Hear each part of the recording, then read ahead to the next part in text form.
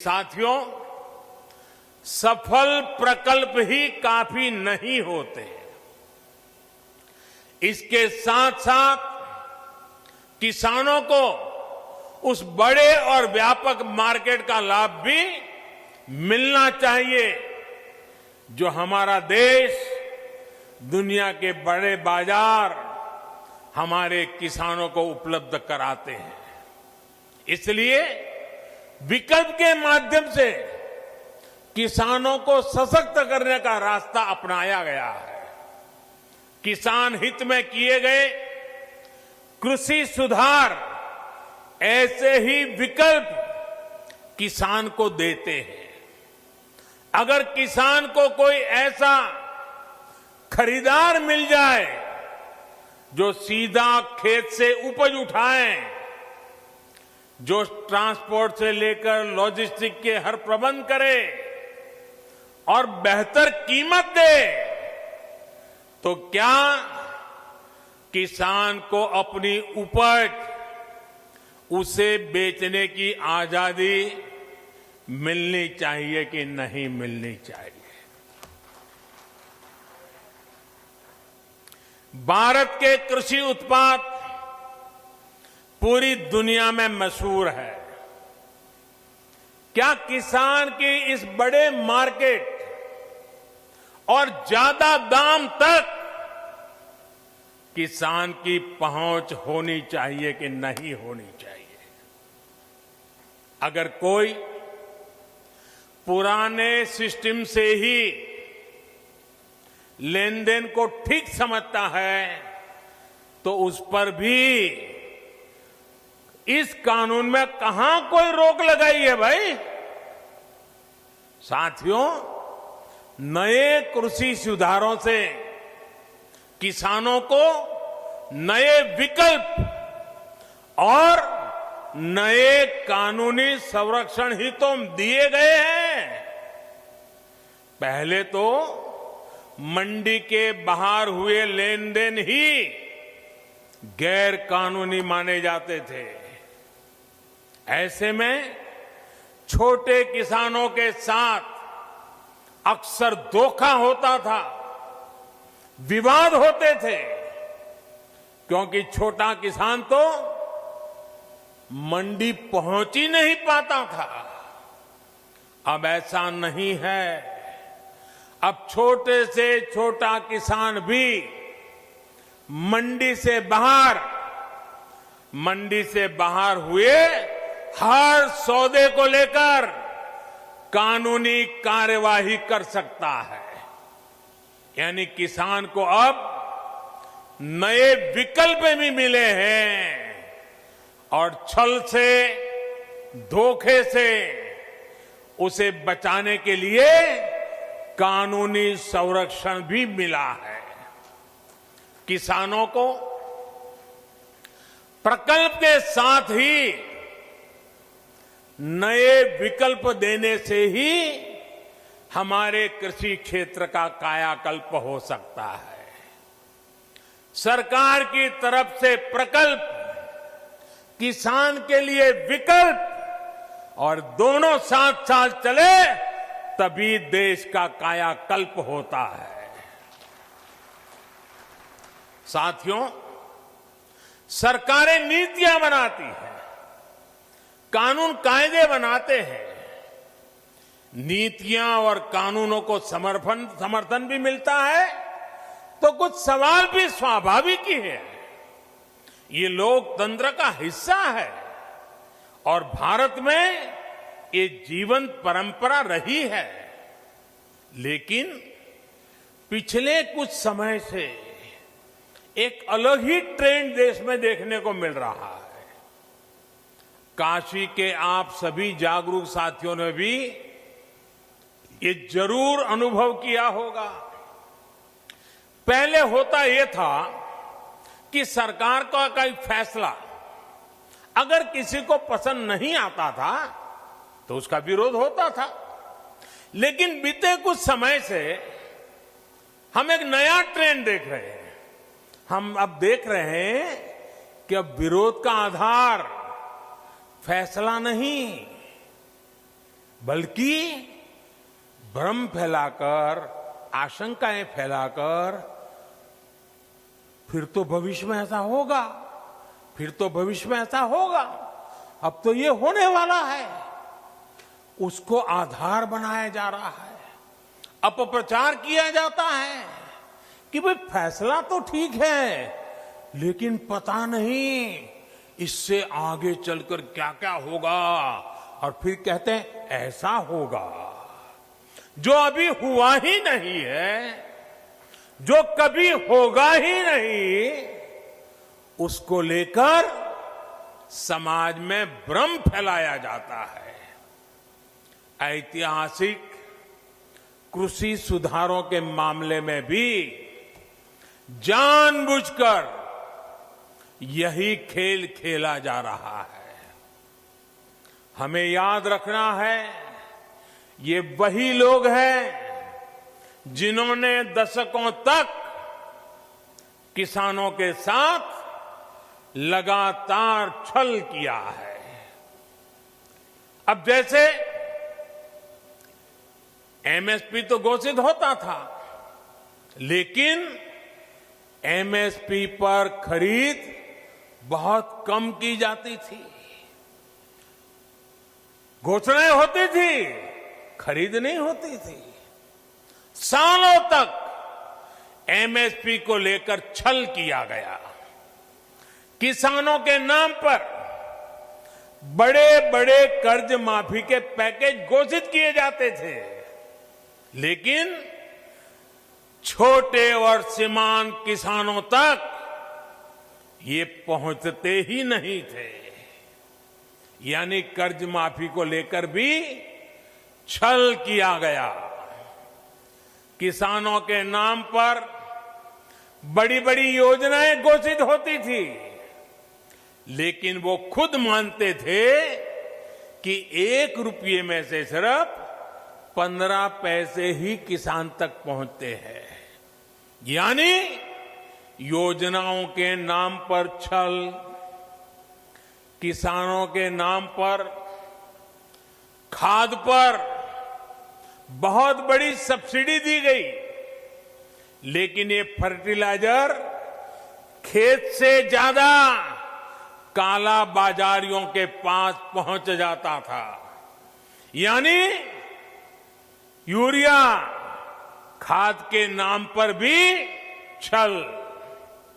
किसानों को प्रोडक्टिविटी बढ़ाने के लिए कहा गया, लेकिन प्रॉफिटेबिलिटी किसान के बजाय किसी और की सुनिश्चित की गई। पहले वोट के लिए वादा और फिर छल, यही खेल लंबे समय तक देश में चलता रहा है। साथियों, जब इतिहास छल का रहा हो, तब 2 बातें बड़ी स्वाभाविक है। पहली ये कि किसान अगर सरकारों की बातों से कई बार आशंकित रहता है, तो उसके पीछे दशकों का ये लंबा छल का इतिहास है। और दूसरी ये कि जिन्होंने वादे तोड़े, छल किया, उनके लिए ये झूठ फैलाना एक प्रकार से आदत बन गई है, मजबूरी बन चुका है। जो पहले होता था वैसा ही अब भी होने वाला है, क्योंकि उन्होंने ऐसा ही किया था। इसलिए वही फॉर्मूला लगा करके आज भी देख रहे हैं। लेकिन जब इस सरकार का ट्रैक रिकॉर्ड देखोगे, तो सच आपके सामने खुल करके आ जाएगा। हमने कहा था कि हम यूरिया की कालाबाजारी रोकेंगे और किसानों को पर्याप्त यूरिया देंगे। बीते 6 साल में यूरिया की कमी नहीं होने दी। पहले तो यूरिया ब्लैक में लेना पड़ता है। यूरिया के लिए रात रात लाइन में ला करके रात को बाहर ठंड में सोना पड़ता था और कई बार यूरिया लेने वाले किसानों पर लाठीचार्ज की घटनाएं होती थी। आज ये सब बंद हो गया। यहां तक कि कोरोना लॉकडाउन तक उसमें भी जब लगभग हर गतिविधि बंद थी, तब भी हमने यूरिया पहुंचाने में दिक्कत नहीं आने दी गई। हमने वादा किया था कि स्वामीनाथन आयोग की सिफारिश के अनुकूल लागत का 1.5 गुना एमएसपी देंगे। ये वादा सिर्फ कागज पर ही नहीं, ये वादा हमने पूरा किया। और इतना ही नहीं, किसान के बैंक खाते तक पैसे पहुंचे, इसका प्रबंध किया। साथियों, सिर्फ दाल की ही बात करें, पल्सीज की बात करें, 2014 से पहले के 5 सालों में, हमारे जो पहले वाली सरकार थी उसके 5 सालों में लगभग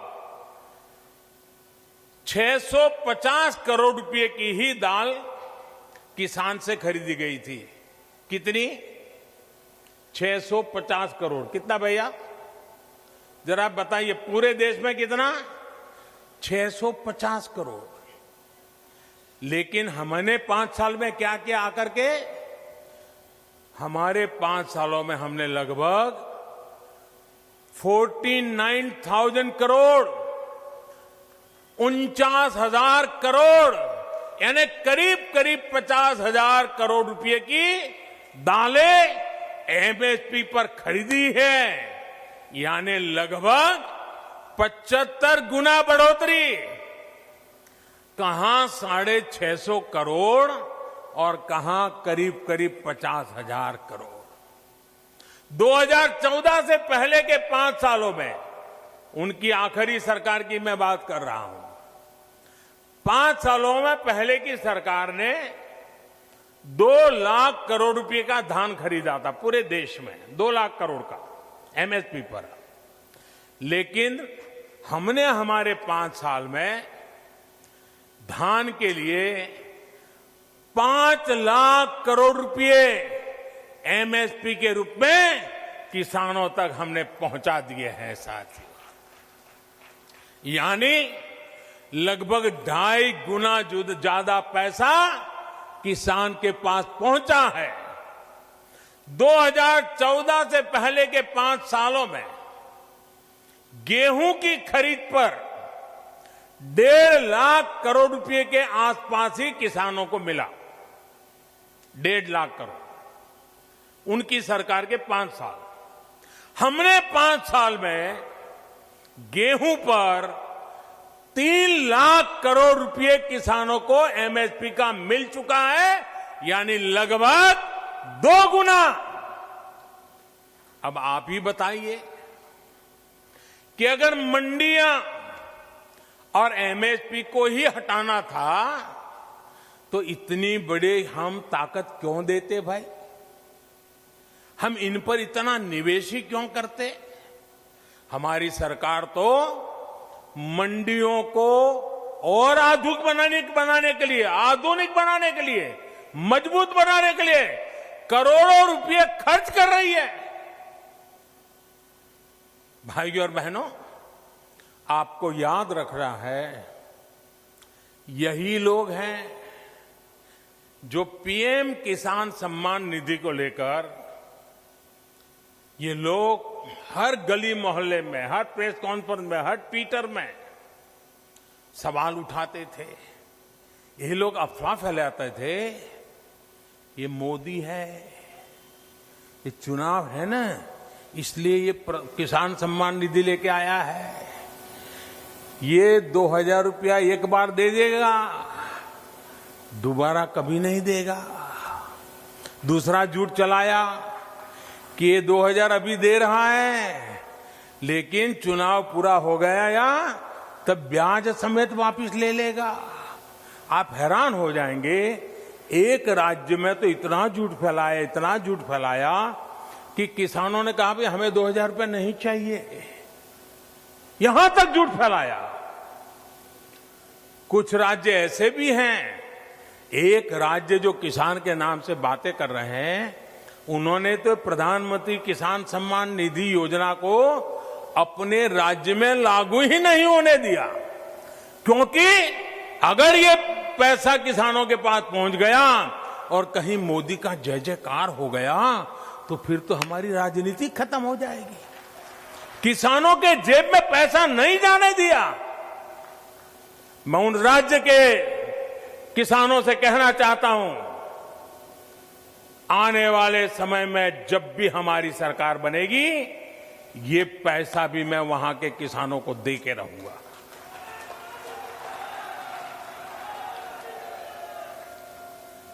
साथियों, देश के 10 करोड़ से ज्यादा किसान परिवारों के बैंक खाते में सीधी मदद दी जा रही है और ये प्रधानमंत्री किसान सम्मान निधि के द्वारा लगातार चल रहा है। साल में 3 बार देते हैं और अब तक 1 लाख करोड़ रुपया सीधा किसानों के बैंक खाते में पहुंच चुका है।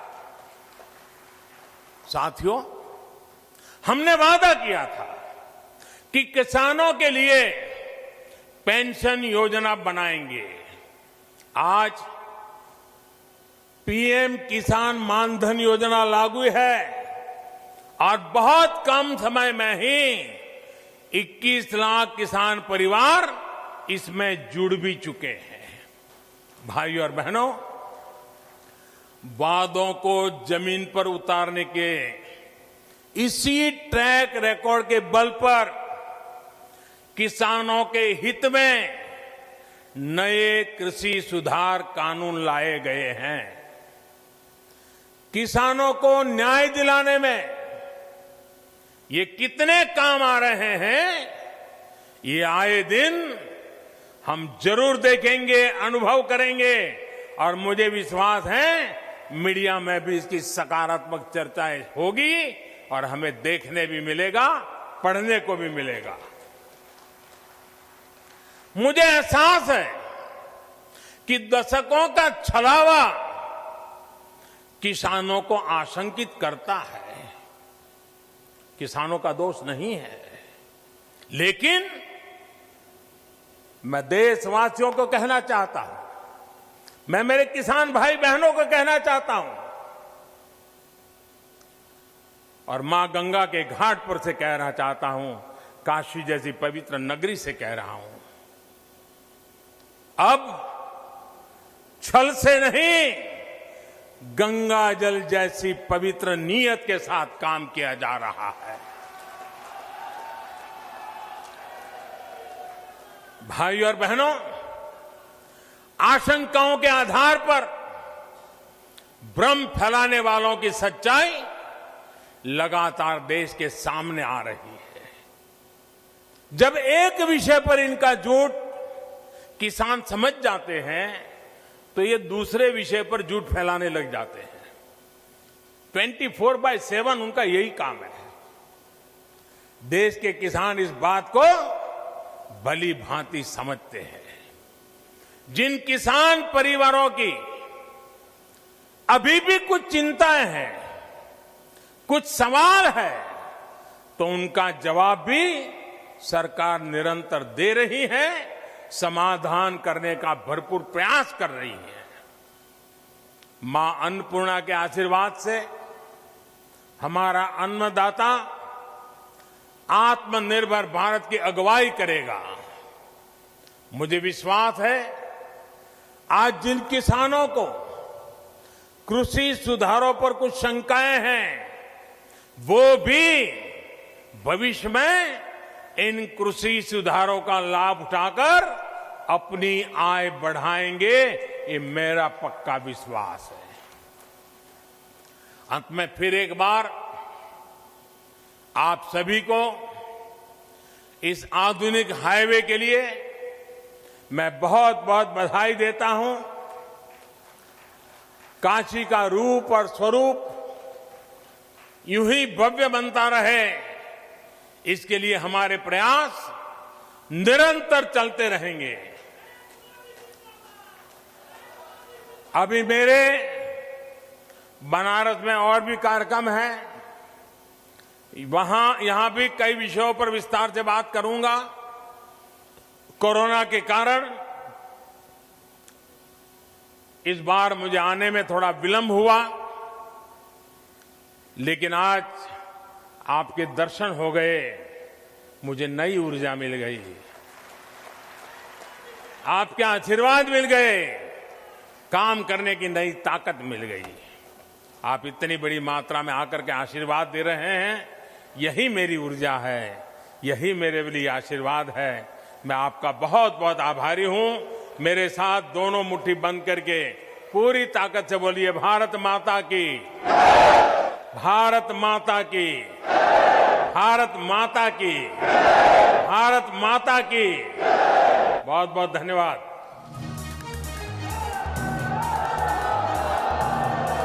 धन्यवाद माननीय प्रधानमंत्री जी, आपकी वाणी, आपका व्यक्तित्व। तो आप सुन रहे थे प्रधानमंत्री नरेंद्र मोदी को, जो अपने संसदीय क्षेत्र वाराणसी में संबोधित कर रहे थे लोगों को। दिन बेहद खास, देव दिवाली का जिस कार्यक्रम में शामिल होने के लिए पहुंचे हैं प्रधानमंत्री नरेंद्र मोदी, लेकिन इस मौके पर किसानों को लेकर जो भारत सरकार की तरफ से तमाम कदम उठाए गए हैं, किसानों के हित के लिए जो नीतियां बनाई गई हैं, खेती को कैसे फायदे का सौदा बनाया जाए, इसके लिए जो कुछ पहल की गई है, इसकी जानकारी भी प्रधानमंत्री नरेंद्र मोदी ने वाराणसी के इस कार्यक्रम में अपने तमाम सुनने वालों के साथ साझा की।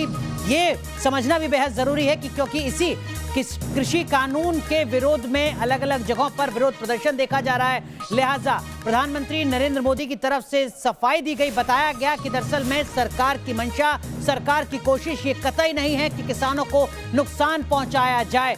लगातार विपक्ष पर हमला भी बोला यहां पर प्रधानमंत्री नरेंद्र मोदी ने, ये कहते हुए कि लगातार किसानों के मोर्चे पर भी झूठ फैलाने की कोशिश की जा रही है।